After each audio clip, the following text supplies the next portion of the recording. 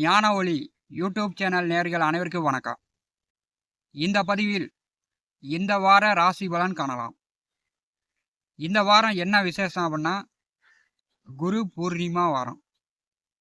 அதாவது பெற்றோர்கள் பெரியோர்களுடைய குருமார்களுடைய ஆசீர்வாதம் அனுகிரகம் பெறக்கூடிய வாரம். இந்த வாரத்தில் பெற்றோர்களிடமோ பெரியோர்களிடமோ அவச்சொல் பழிச்சொல் சாபம் வாங்கக்கூடிய சூழ்நிலையை ஏற்படுத்தி கொள்ளாதீங்க. குறிப்பாக அப்பாவிடம் பார்த்தீங்கன்னா, அப்பாவிடம் மகன்கள் இந்த வாரம் சாபம் வாங்கினீங்கன்னா அது 7 ஜென்மத்திற்கும் உங்களை நல்லா வாழ விடாது. அப்புறமேட்டி முன்னோர்கள் செய்த பாவம் அப்படின்னு பரிகாரம் பூஜை அப்படின்னு காலம்புறா செஞ்சிட்டே இருக்க வேண்டியதான். இந்த வாரத்தில் குரு பூர்ணிமா வாரமாக இருக்கும்போது பெற்றோர்கள் பெரியோர்களிடம் பணிவாக பேசுங்க, பணிவாக நடந்துக்குங்க, எதிர்த்து பேசாதீங்க.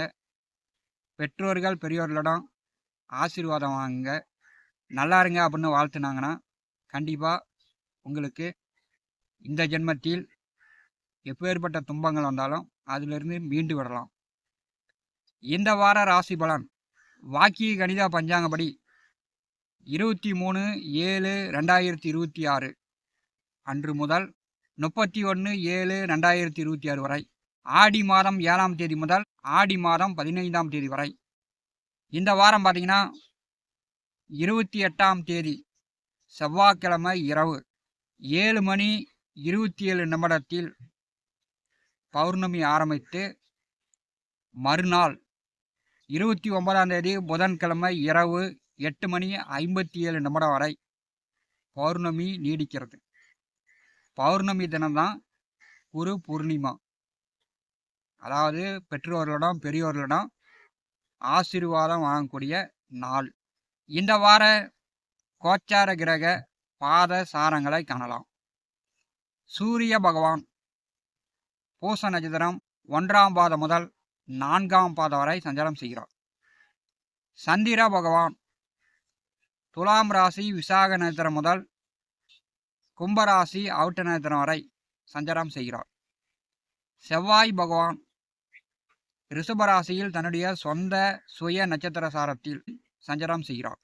புத பகவான் புனர்பூச நட்சத்திரம் 1, 2, 3 பாதங்களில் இந்த வாரம் சஞ்சாரம் செய்கிறார்.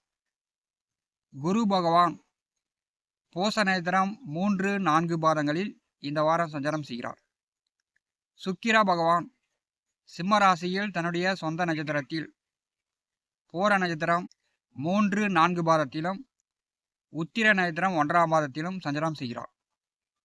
சனி பகவான் மீனராசி உத்திரட்டாதி நட்சத்திரம் 3ஆம் பாதத்தில் சஞ்சாரம் செய்கிறார் வக்கரகதியில்.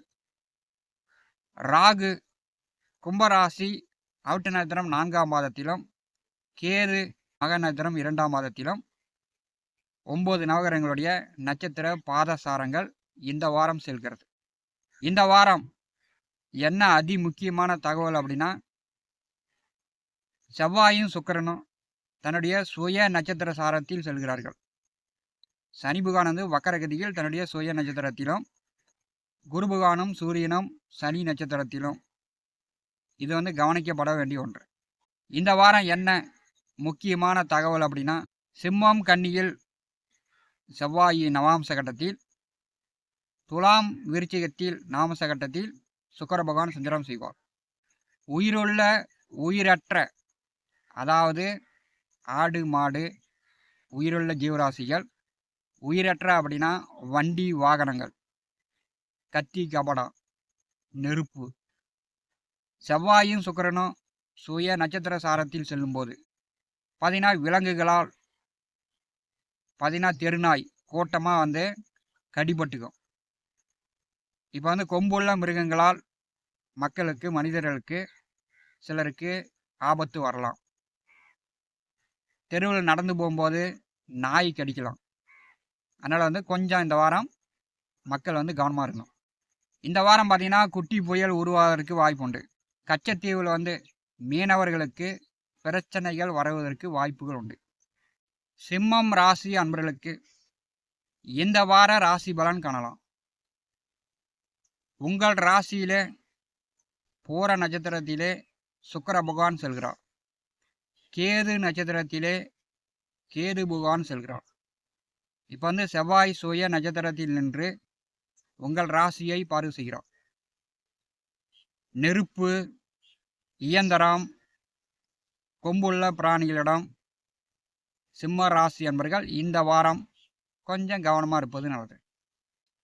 சந்திர பகவான் 3வது வீட்டிலிருந்து விசாக நட்சத்திரத்திலிருந்து வாரத்தை தொடங்கி வைக்கிறார். புதிய முயற்சிகள் உங்களுக்கு வெற்றியாகும்.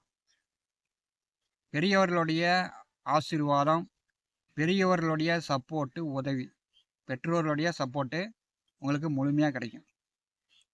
சந்திர பகவான் 4ஆம் இடம் செல்வார். பார்த்தீங்கன்னா சந்திரனுக்கு நேச வீடு. 12ஆம் அதிபதி 4வது வீட்டிலே நேசமாக செல்லும்போது பெற்றோர்களுக்கு சளி, காய்ச்சல், இருமல் இந்த மாதிரி சிறு சிறு உடல் உபாதைகள் வரலாம். அல்லது வண்டி வாகனங்களுக்கு செலவுகள் உண்டாகலாம். இதே லாங் டூர் போகிறீங்கன்னா இழுப்புற ஆகலாம். அதில் கொஞ்சம் கவனமாக இருக்கணும். 4வது வீட்டிலே சந்திரன் செல்லும்போது உடல் ஆரோக்கியத்தில் கவனம் எடுத்துக்கணும். நேரம் தவிர்த்து சாப்பிடுவது, அதாவது காலையில் சாப்பிட்றது மத்தியானம் சாப்பிட்றது சாயந்தரம் அப்படின்னு வேலை விஷயமா அதிகமாக வேலை இருக்குது அப்படின்னு சாப்பாட்டை வந்து தள்ளி போடாதீங்க. நேரத்துக்கு சாப்பிடுங்க. உடல் ஆரோக்கியத்தில் கவனமாக இருங்க.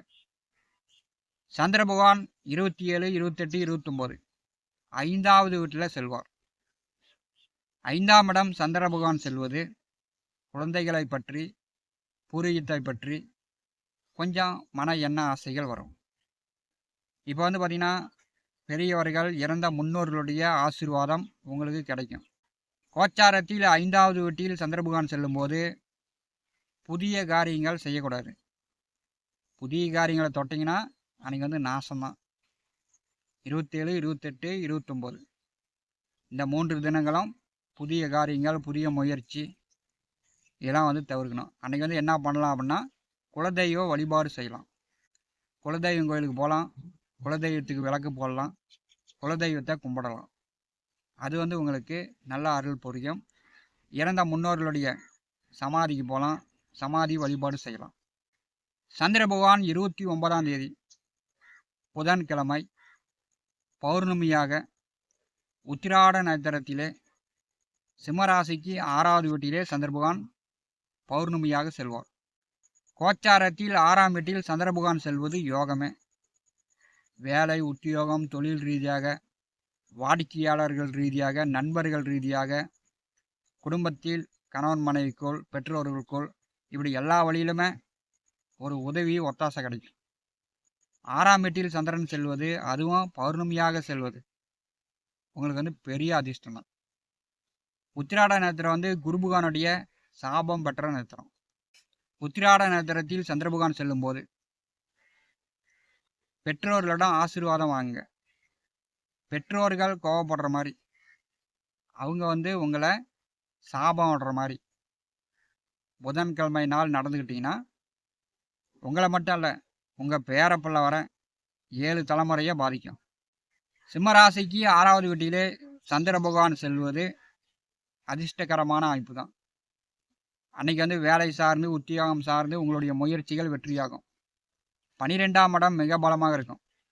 அன்றைக்கி வந்து பார்த்திங்கன்னா வெளியூர் சார்ந்து, வெளிநாடு சார்ந்து, வேலைக்காக, உத்தியோகத்திற்காக, வெளியிடம் சார்ந்து நீங்கள் முயற்சி செஞ்சீங்கன்னா கண்டிப்பாக உடனே சக்ஸஸ் ஆகும். சிம்மராசி என்பவர்களுக்கு 12வது வீட்டிலே சூரியன், குரு, சந்திர பகவான் பார்வையில் இருக்கும்போது ஒரு சிறப்பான காலகட்டமாக இருக்கும்.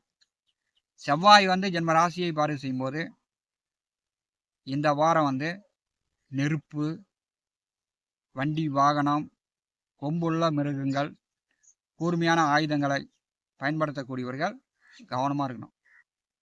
ஞானவழி யூடியூப் சேனலை பார்த்து கொண்டிருக்கக்கூடிய அன்பர்கள், இதுவரை நம்முடைய சேனலை சப்ஸ்கிரைப் செய்யாத அன்பர்கள் மறக்காமல் சப்ஸ்கிரைப் செய்து கூடவே இருக்கின்ற ஆல் பட்டன் அழுத்திங்க. தினந்தோறும் நம்முடைய சேனலில் ஜோதிட பலன்கள் பதிவிடப்படும். உடனுக்குடன் பார்த்து பயன்பெறுங்கள். நன்றி, வணக்கம்.